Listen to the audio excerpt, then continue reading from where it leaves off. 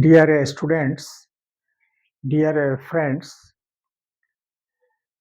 अब मैं आपको इस सिंथेसिस चैप्टर का अंतिम पॉइंट बतला रहा हूँ, जिसमें आपको ये बतलाया जाएगा कि जो कंजक्शन है ये कैसे काम करते हैं, सेंटेंस को कंबाइन करने में कैसे काम करते हैं, ये मैं आपको अब बतलाने जा रहा हूँ। तो ये वाला है बिकॉज, ये क्या बताएगा, कारण बतलाएगा। आई डिड इट, मैंने इसको किया। I had to do it, मुझको इसको करना पड़ा था। तो देखिए, I did it because,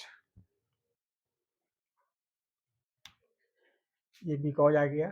because I had to do it, मुझको इसको करना पड़ा था। तो ये कारण बतला रहा है।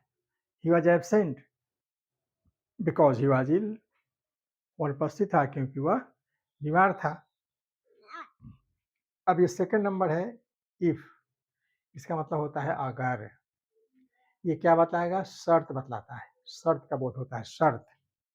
शर्त है, आप आएंगे तो मैं आपकी मदद करूंगा। तो ये शर्त का बोध होता है। डोंट ईट टू मच, ज़्यादा मत खाइए। यू विल बी इल, आप बीमार पड़ जाएंगे। तो देखिए, if you eat too much you will be ill, यहाँ देखिए इफ से लगे। ये इफ क्या हो गया, शुरू में आ गया, सेंटेंस के शुरू में आ गया।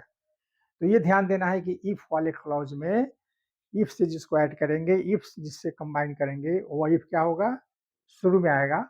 और यहाँ पर कॉमा देना पड़ेगा। ये देखिए कॉमा है, ये कॉमा है। तो ये इफ का ये सेंटेंस बना हुआ। अब है अनलेस। अनलेस से शर्त, इफ ही शर्त का बोध होता है। इसका अर्थ होता है जब तक, जब तक। यू मस्ट वर्क हार्ड, आप कठिन परिश्रम कीजिए, अदरवाइज यू वोंट पास, नहीं तो आप सफल नहीं होंगे। तो क्या होगा, you won't pass unless you work hard.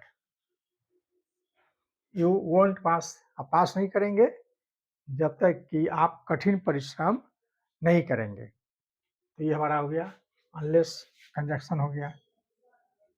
ये हमारा क्लॉज हो गया, एक ही हमारा क्लॉज हो गया। अब है डी नंबर और ई नंबर, दोनों एक ही चीज है। दो कहें या ऑल दो कहें, दोनों एक ही चीज है। तो यद्यपि इसका अर्थ होता है, यद्यपि, तथापि। ही इज कंटेंटेड, वह संतुष्ट है। ही इज पुअर, वह गरीब है। तो वह गरीब है तथापि वह संतुष्ट है। तो ये हो गया ही इज कंटेंटेड, दो, या इसकी जगह पर हम ऑल्दो भी कर सकते हैं। ऑल्दो ही इज पुअर, यद्यपि वह गरीब है, फिर भी वह संतुष्ट है, वह खुश है। तो ये इसका मतलब हो गया। तो ये हमारा लास्ट पॉइंट था। वैसे तो और सभी बहुत सारे कंजक्शन हैं जो सेंटेंस को कंबाइन करने में मदद करते हैं, लेकिन what ever the rules that were very important to us, I have expressed it, but now